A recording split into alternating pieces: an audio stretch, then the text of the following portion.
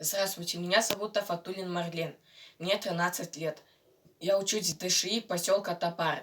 И я хочу исполнить произведение Абая под названием «Айтым Салем Каламкас» по обработке для фортепиано Татьяны Асановой.